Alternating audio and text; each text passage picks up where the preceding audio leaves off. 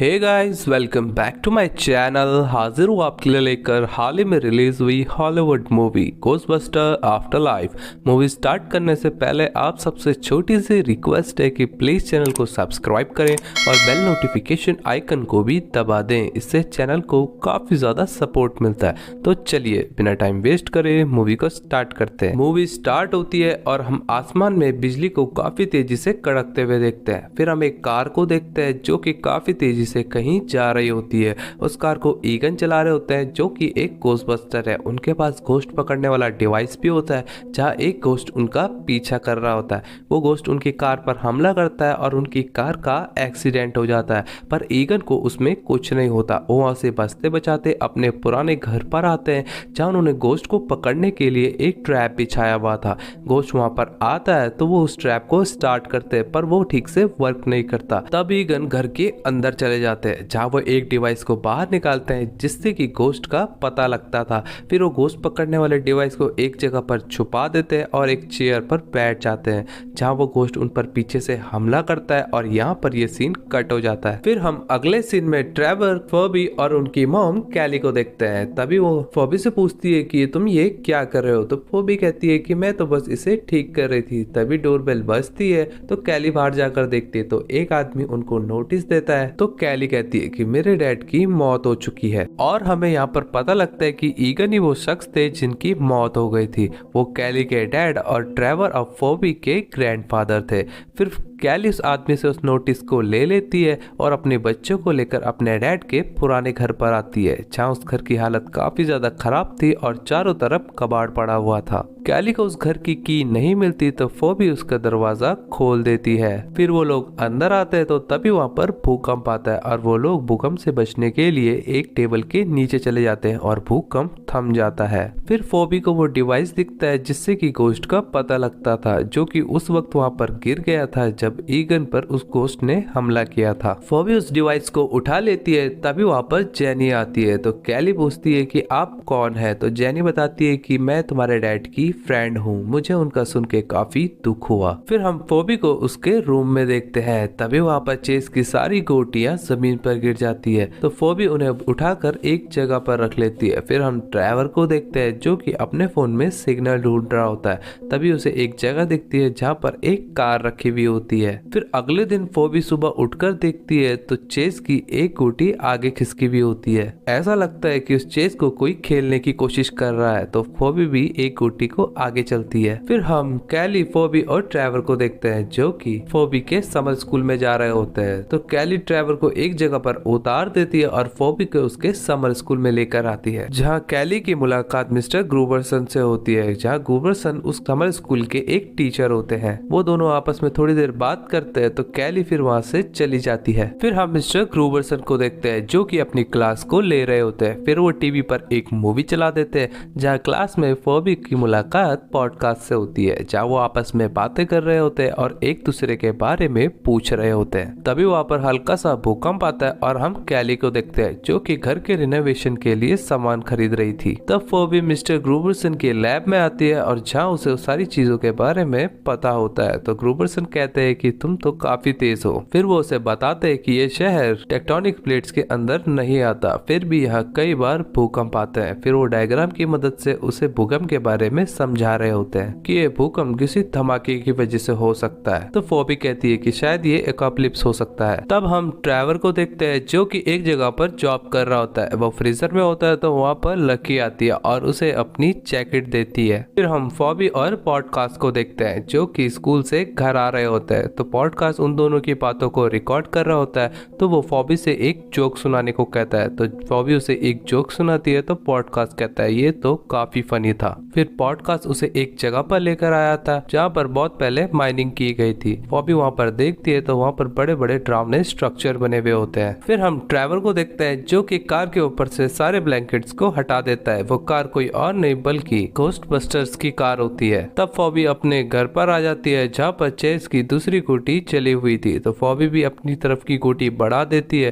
तभी दूसरी तरफ की गोटी हवा में उड़ने लगती है और उसकी गोटी को काट देती है। तब वो डिवाइस ब्लिंक करने लगता है जिससे कि घोस्ट का पता लगता था। फिर फोबी लाइट का पीछा करते हुए एक जगह पर पहुंचती है जहां पर ईगन ने वो डिवाइस छिपाया था जिससे कि गोस्ट को पकड़ा जाता है। वो उस चीज को वहाँ पर खोलती है तो वहाँ पर उसे वो डिवाइस मिलता है जिससे कि गोस्ट को पकड़ते हैं। फिर अगले दिन फॉबी उस डिवाइस को अपने स्कूल पर लेकर आती है जहाँ पॉडकास्ट उसे खोलने की कोशिश करता है। तभी मिस्टर गूबरसन उस डिवाइस को देखते हैं और वहाँ पर आते हैं और कहते हैं कि ये तो एक गोस्ट पकड़ने वाला डिवाइस है, तुम्हें इसके बारे में नहीं पता। तब मिस्टर गूबरसन उन्हें एक वीडियो क्लिप दिखाते हैं जहाँ 1984 में जब गोस्ट का आतंक काफी ज्यादा हो गया था तो गोस्ट बस्टर को उन्हें रोकना पड़ा, जिनमें से एक फॉबी के ग्रैंडफादर भी थे। फिर वो लोग उस डिवाइस को खोलने के लिए बाहर लेकर आते हैं। वो उस डिवाइस को बस की बैटरी से कनेक्ट करते हैं। पॉडकास्ट जब बस को स्टार्ट करता है तो उसमें एक इलेक्ट्रिक फील्ड जनरेट होती है। गूबरसन उस डिवाइस को एक्टिव करता है पर उस डिवाइस में कोई हलचल नहीं होती। जैसे मिस्टर गूबरसन उस डिवाइस को टच करते हैं उसमें से एक गोस्ट बाहर आता है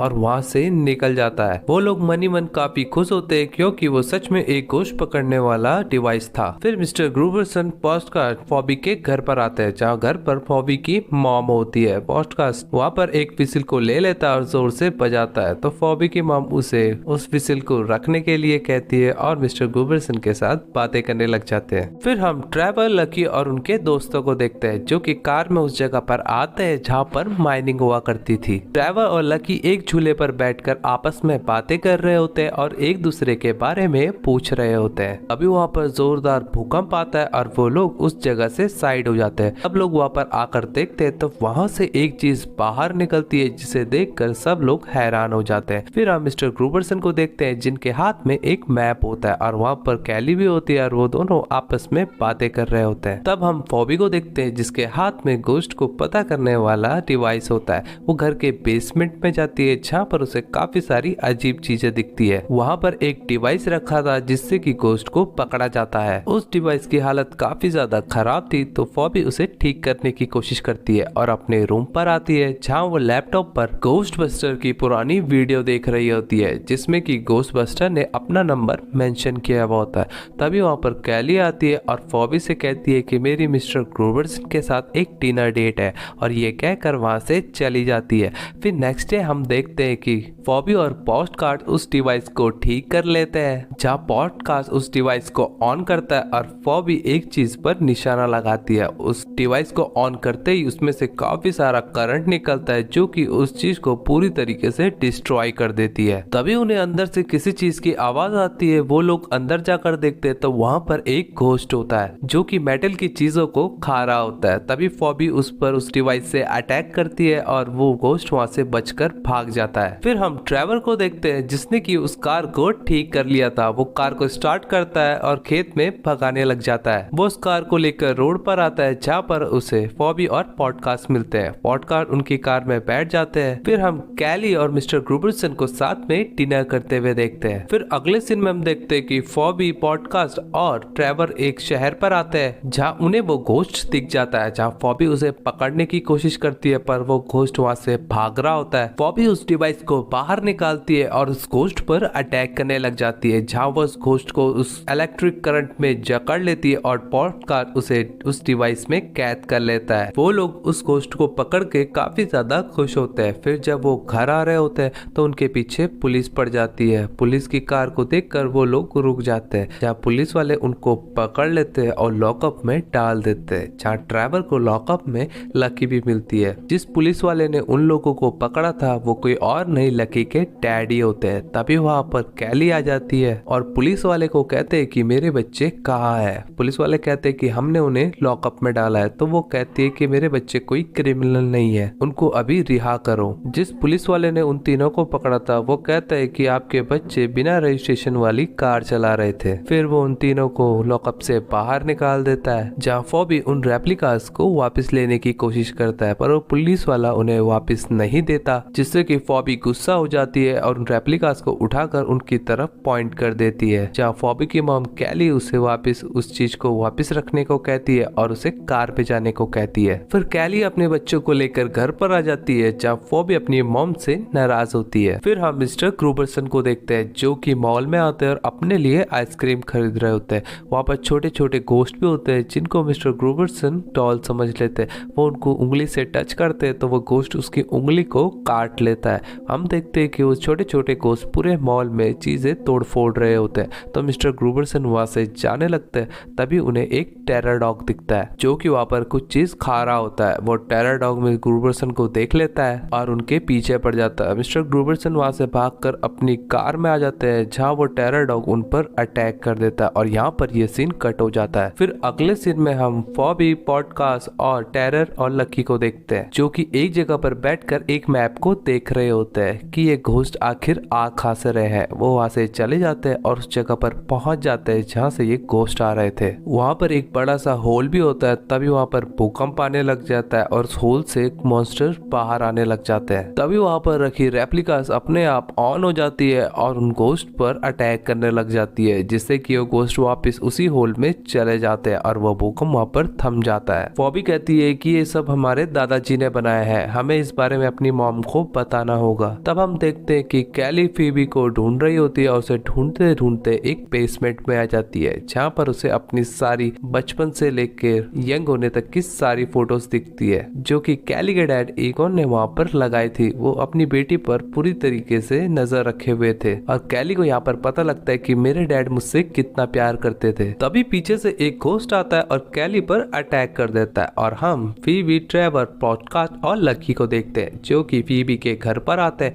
वो लोग देखते हैं कि फीबी की मॉम को एक टेरर डॉग ने अपने कंट्रोल में कर लिया है। तभी वहाँ पर भूकंप आता है और हम मिस्टर ग्रूबरसन को देखते हैं जो कि उस जगह पर पहुंच जाते हैं जहाँ पर से वो घोस्ट बाहर आने की कोशिश करते हैं पर वो रेप्लिकास उनको रोक रहे होते हैं। तो मिस्टर ग्रूबरसन उन रेप्लिकास को मोड़कर सारी रेप्लिकास को तबाह कर देते हैं जिससे कि सारे घोस्ट आजाद हो जाते हैं और हम कैली को देखते हैं जो कि वहाँ से खिड़की तोड़कर भाग जाती है। फिर फीबी वहाँ से बाहर आती है और वो देखते हैं कि वहाँ पर कई सारी चीजें लगाई भी गई है। तो फीबी कहती है ये एक फार्म नहीं, एक ट्रैप है। फिर वो बेसमेंट में जाकर उस चीज को ठीक करने लग जाते हैं। फिर हम उन चारों को पुलिस स्टेशन में देखते हैं जहाँ वो अपनी रेप्लिका और अपनी कार को वापस लेने आए हुए होते हैं। फीबी और पॉडकास्ट को अपनी रेप्लिका मिल जाती है पर उनका हाथ उन तक नहीं पहुंच पाता। पर पॉडकास्ट उस रिमोट कंट्रोल के जरिए उस चीज को वापस हथियाने की कोशिश करता है पर तभी उस रेप्लिका से एक घोस्ट बाहर आता है, उस जेल के मेटल को तोड़कर वहां से भाग जाता है और वो लोग अपनी रेप्लिका और कार को लेकर निकल जाते हैं। फिर वो लोग वहां से निकल जाते हैं और उस जगह पर पहुंचते हैं जहाँ पर से वो सारे घोस्ट बाहर आ रहे थे। वहाँ पर कैली और ग्रूबरसन भी होते हैं जो कि टेरर डॉग के कंट्रोल में होते हैं। अभी आसमान से कुछ बिजली उनके ऊपर गिरती है और वो दोनों टेरर डॉग में कन्वर्ट हो जाते हैं। तभी होल से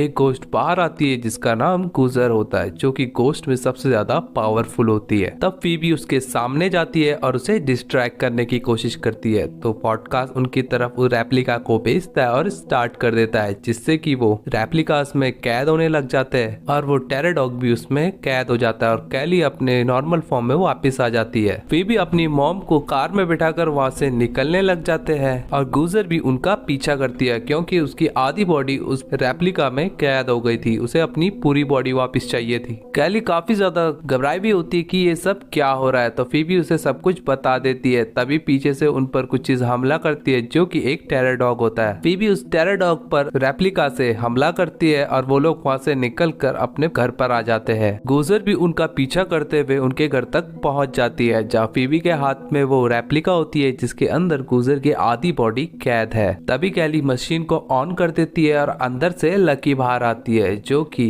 रेप्लिका से गुजर पर अटैक करती है पर गुजर बहुत ज्यादा पावरफुल होती है। तो ट्रेवर भी उस पर रेप्लिका से अटैक करने की कोशिश करता है पर उसकी रेप्लिका ठीक से चलती ही नहीं क्योंकि कार में छोटे छोटे घोस्ट होते हैं जो कि उस रेप्लिका को चलने नहीं देते। लकी के अटैक से गुजर को कुछ नहीं होता बल्कि वो लकी को जमीन पे पटक देती है और उस रेप्लिका को उनसे छीन लेती है और उसे तोड़कर अपनी बॉडी और अपने टेरर डॉग को वापस हासिल कर लेती है। वो टेरर डॉग लकी के अंदर चला जाता है और लकी एक टेरर डॉग में कन्वर्ट हो जाती है। गुजर काफी ज्यादा गुस्सा होती है और उन लोगों पर अटैक करने लग जाती है। तभी वहाँ पर घोस्ट बस्टर आ जाते हैं और गुजर पर अटैक कर देते हैं जहाँ गुजर को उस अटैक से कुछ नहीं होता और वो तीनों घोस्ट बस्टर को उनकी ही रेप्लिका के साथ जमीन पर गिरा देती है। गुजर उन तीनों घोस्ट बस्टर पर अटैक करके उनको मारने वाली होती है कि तभी पीछे से फीबी गुजर पर रेप्लिका से अटैक कर देती है। तो गुजर भी उस पर अटैक करती है जहाँ गुजर फीबी पर भारी पड़ रही होती है और फीबी पीछे की तरफ खिसक रही होती है। तभी